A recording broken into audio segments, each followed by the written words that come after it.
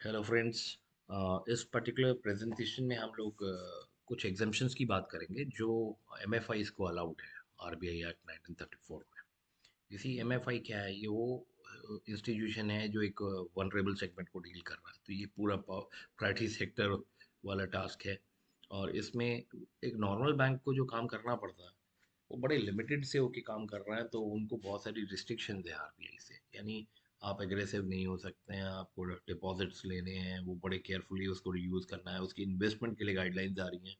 यानी आप कैसे पैसा ला रहे हैं, कैसे पैसा लगा रहे हैं, क्या चार्ज करेंगे क्या नहीं करेंगे, आरबीआई डिफाइन कर रहा है बैंक्स के लिए। बट माइक्रो फाइनेंसिंग इंस्टीट्यूशन थोड़ा सा और बेटर सोशल कॉज के लिए एक पर्टिकुलर सेगमेंट को केटर कर रहा है, इसलिए आरबीआई एक्ट में उनको थोड़े से एग्जाम्पशंस मिले।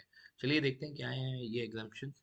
ये एग्जाम्पशंस जो मिले हैं माइक्रो फाइनेंसिंग इंस्टीट्यूशंस को, वो सेक्शन 45(1)(a), 1(b) और 1(c) के अंडर मिले हैं, है ना। अब यहाँ पे देखें उन्होंने थोड़ा सा डिफाइन किया है कि जो हमारे एनुअल हाउस होल्ड इनकम है उसकी लिमिट्स डिफाइन की है। रूरल के लिए 1,25,000, अर्बन के लिए 2 लाख, सेमी अर्बन भी वही 2 लाख के साथ चल रहा है। अगर total house hold income means एक फैमिली में जो लोग सब मिलके एक घर के अंदर एक ही किचन से खाना खा रहे हैं, एक ही किचन से खाना खा रहे हैं, वो लोग एक ही फैमिली के एक ही यूनिट के पार्ट माने जाएंगे।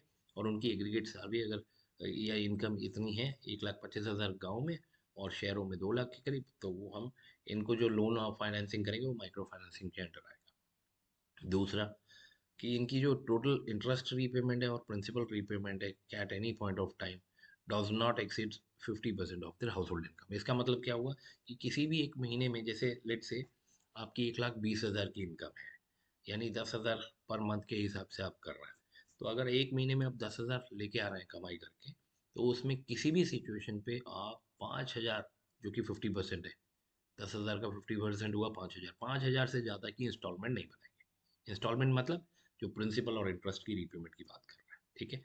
ये आरबीआई ने कंडीशन डाल दी, अब आप कुछ कर नहीं सकते हैं। इसमें ज़्यादातर company section 8 of companies act 2013 के अंडर रजिस्टर कर रहे हैं, इनको डिपॉजिट एक्सेप्ट करने की पावर्स नहीं मिली हैं। बट कुछ एक्सेप्शन हैं, कुछ एमएफआईज को एक्सेप्शन मिली हुई है। देखिए, क्योंकि ये देखें बहुत बड़ा चैलेंज है।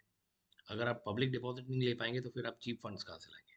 अगर आप बैंक से लेंगे जो खुद पब्लिक से ले रहे हैं, तो इसमें आपने एक इंटरमीडियरी को ऐड ऑन किया, तो इसकी वजह से आपकी इंटरमीडिएशन कॉस्ट बढ़ जाती है।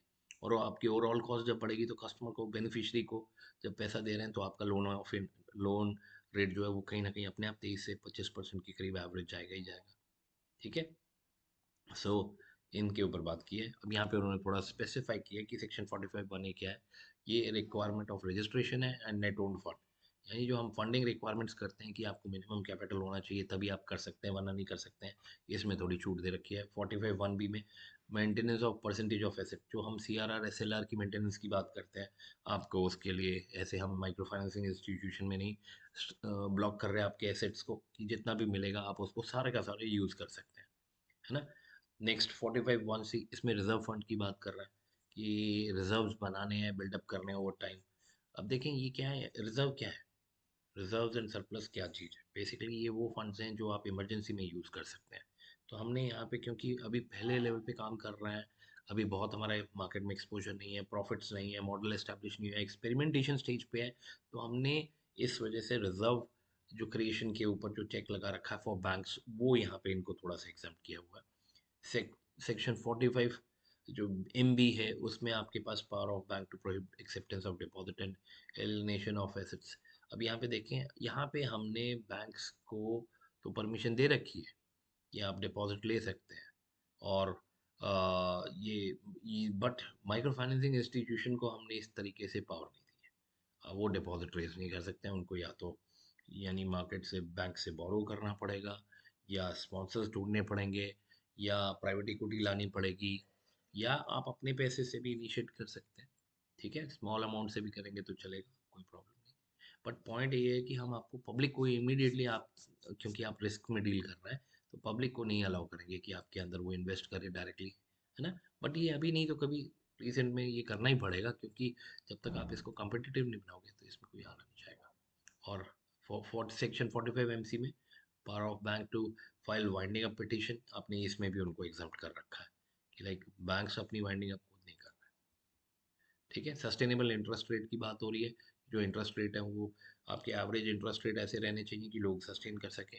उसमें क्या क्या कवर करना है, एडमिनिस्ट्रेटिव एक्सपेंस कवर कर रहे हैं, लोन लॉसेस कवर कर रहे हैं, यानी प्रोविजनिंग कर रहे हैं एनपीए की, कॉस्ट ऑफ फंड जो बोरिंग कॉस्ट है आपकी उसको भी ले रहे हैं, और जो डिजायर्ड कैपिटलाइजेशन रेट यानी जो आपको रिटर्न बनाना है उसकी आपने बात रखी है। यहाँ पे उन्होंने इंटरेस्ट रेट को कंप्यूट करने के लिए कुछ चीज़ें रखी हैं, जैसे आप प्रोसेसिंग फ़ी जो है बड़ी रीजनेबल लेंगे, या 25,000 से नीचे के लोन्स में लेंगे ही नहीं। इट वेरीज, अब कंपनी टू कंपनी कुछ पॉलिसीज़ है ना, प्री पेमेंट पे आप कोई पेनल्टी नहीं चार्ज कर सकते अगर कोई जल्दी लोन क्लोज करना चाहे, और इंटरेस्ट जो है वो रिड्यूसिंग बैलेंस पे होना चाहिए, और फ्लैट रेट्स जो हैं वो थोड़े से, यानी आपको कस्टमर को क्लियर अवेयरनेस करना है और रिटर्न में देना है, ट्रांसपेरेंसी लेके आनी है। तो ये सारी चीज़ें जो हैं वो कहीं ना कहीं आपके सिस्टम को थोड़ा और क्लियर और एक्सेप्टेबल बनाती हैं। प्रायोरिटी सेक्टर लोन्स की जहाँ हम बात करें तो बेसिकली वो सेक्टर्स हैं जहाँ पे चैलेंजेस हैं, जहाँ पे फंडिंग नहीं आ रही, जैसे एग्रीकल्चर है, स्मॉल स्केल इंडस्ट्रीज है, road and water transport operators हैं, प्रोफेशनल एंड सेल्फ एम्प्लॉयड है, रिटेल ट्रेड लोन्स हैं, एजुकेशन लोन्स हैं, हाउसिंग लोन्स हैं up to 20 lakh, consumption loan है।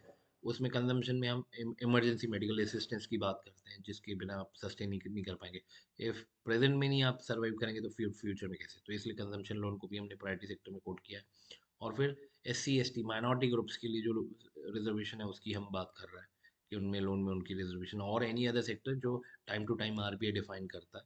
तो एंटायर रैशनल ये है कि जो ये निगलेक्टेड सेगमेंट है उसको टेक केयर किया जाए, है ना। वीकर सेक्शन की डेफिनेशन में उन्होंने ये डिफाइन किया, स्मॉल एंड मार्जिनल फार्मर्स है, आर्टिजन से, कॉटेज इंडस्ट्री में जो लोग लगे हुए हैं वो हैं, और उनकी क्रेडिट लिमिट अभी तक जो है वो it is not exceeding 50,000।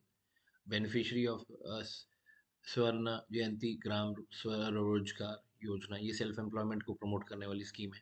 And now national rural livelihood mission NRLM में जो बेनिफिशरीज हैं उनको हम इसमें ऐड करते हैं, शेड्यूल कास्ट शेड्यूल ट्राइब्स को हम इसमें ऐड करते हैं, और वो सेगमेंट्स को लेते हैं जो बेनिफिशरीज हैं under differential rate of interest scheme. Means market में जैसे विमेन आप एक स्पेशल कैटेगरी है कि अगर आप लेडीज़ लोन लेने जा रहे हैं तो उसमें आपको थोड़ा सा कंसेशन मिल रहा है, ठीक है, वो as compare to any other general case. तो 0.5 यानी 50 बेसिस पॉइंट्स का जो बेनिफिट है उसकी हम बात कर रहे हैं। बेनिफिशियरी अंडर स्वर्ण जयंती शहरी रोजगार योजना, so this is for urban poor, ठीक है। रिहैबिलिटेशन ऑफ मैनुअल स्कैवेंजर्स, ये कचरा पट्टी उठाने वाले जो लोग हैं उनको, उनकी रिहैबिलिटेशन में जो लोग लगे हुए हैं उनको, इनको ऐड कर रहे हैं। सेल्फ हेल्प ग्रुप्स को ऐड कर रहे हैं, जॉइंट लाइबिलिटी ग्रुप्स को ऐड कर रहे हैं, फार्मर्स जो ऑलरेडी इंडेटेड है टू नॉन इंस्टीट्यूशनल लेंडर्स यानी साहूकार और मनी लेंडर्स के पास, उनसे उनको निकालना है डेट ट्रैप से। और डिस्ट्रेस पीपल यानी जो इमरजेंसी में ऑलरेडी चले गए हैं, डिजास्टर में चले गए हैं, और वुमेन, ये सब सेगमेंट्स हैं हमारे वीकर सेक्शन के। और इसमें हमारे दो सेक्शन हमने बना रखे हैं, एक लोकल है और एक फॉरेन बैंक्स है। फॉरेन बैंक्स को 32% तक के लिए है, लोकल बैंक्स को 40% है, तो कहीं ना कहीं लेवल प्लेइंग फील्ड देने की कोशिश हो रही है फॉरेन बैंक्स को। सो टोटल टारगेट इज 40%, यानी अगर आप 100 रुपये का लोन करते हो तो उसमें से 40% जो है वो आपको प्राइवेट सेक्टर में जाना चाहिए। और ये डायमेंशन इंडियन बैंक्स पे लागू करती है। सब टारगेट्स हैं, सब टारगेट्स मतलब प्रायोरिटी सेक्टर लोन में हमने एक एक करके स्मॉल एंड मार्जिनल फार्मर की बात की, उनको आप बहुत लो रेट पे, लो इंटरेस्ट रेट पे आप उनको लोन देने लगे हैं, और उसमें डिफाइन किया कि farmers with land holding up to 1 एकड़ are considered as marginal farmer, जो उनसे ज़्यादा 1 से 2 हैं उनको स्मॉल कहते हैं। तो आपने डिफाइन कर दिए लिमिट्स। अब कोई भी केस हो तो आपको फाइट नहीं करनी है, आपको प्रोटोकॉल देखना, और जिस भी कैटेगरी में वो लाई करता है एज पर पॉलिसी डॉक्यूमेंट आप उनको वैसे ट्रीट कर रहे हैं। माइक्रो एंटरप्राइजेस यानी छोटे छोटे एंटरप्राइजेस जो चल पड़े हैं उनको हम लोन दे रहे हैं 7.5% पे। फॉरेन बैंक्स की डेफिनेशन में यानी यूसी, ये वो बैंक्स हैं जिनकी टोटल ब्रांचेस इंडिया में 20 से कम है, तो इनको भी हम टारगेट 40% का ना देके इनको थोड़ा कम दे रहे हैं, is because of the reason कि ये लोग पेनिट्रेट नहीं कर पाएंगे, ये बिजनेस नहीं कर पाएंगे शहरों में रह के, क्योंकि इनकी एग्जिस्टेंस खाली मेट्रोज में है, और आप प्रायोरिटी सेक्टर देखने जाओ तो ये शायद ना मिले आपको। उसके बाद सोशल इंफ्रास्ट्रक्चर की बात कर रहे हैं, रिन्यूएबल एनर्जी की बात कर रहे हैं, और इसके साथ हम यहाँ पे ये बताना चाह रहे हैं कि यहाँ पे प्रायोरिटी सेक्टर जो है वो हमारे RBI के डायरेक्टिव्स के अंडर बन रहा है, और उसमें आपको स्पेशल रेट्स देने हैं, उसमें आपको इंटरेस्ट कंसेशन अलाउड है। तो आप ये सब देते हुए जो है वो कहीं ना कहीं बेनिफिशियरी जो अल्टीमेट टारगेट ग्रुप है उसको कहीं ना कहीं एक अच्छे क्वेश्चन में लेके जा रहे हैं। Non achievement of priority sector loans जब भी होगा तो उसमें फिर बैंक्स को पेनल्टीज लगेंगी, तो इसकी वजह से बैंक्स अपना पूरा इंश्योर करते हैं कि टाइमली उनके टारगेट से अचीव हो जाएं, और अगर टारगेट अचीव ना हो तो किसी अल्टरनेटिव मोड से वो अपने टारगेट्स को अचीव कर लें। जैसे आप लेट से स्टेट बैंक ऑफ इंडिया अपना प्रायोरिटी सेक्टर का जो टारगेट है वो अचीव नहीं कर पाया, लेट से, जो कि नहीं हो सकता वैसे, तो उस सिचुएशन में वो नाबार्ड को फंडिंग दे देगा, नेशनल हाउसिंग बैंक को, आईडीबीआई को, जो भी रिस्पेक्टिव एपेक्स बॉडी है उसको फंडिंग दे देगा। और ये एपेक्स बॉडी आगे मार्केट में जो भी दूसरा कोई इंस्टीट्यूशन लेंडिंग कर रहा है और स्केर्सिटी है उसके पास फंडिंग, उनको रीफाइनेंस कर सकते हैं।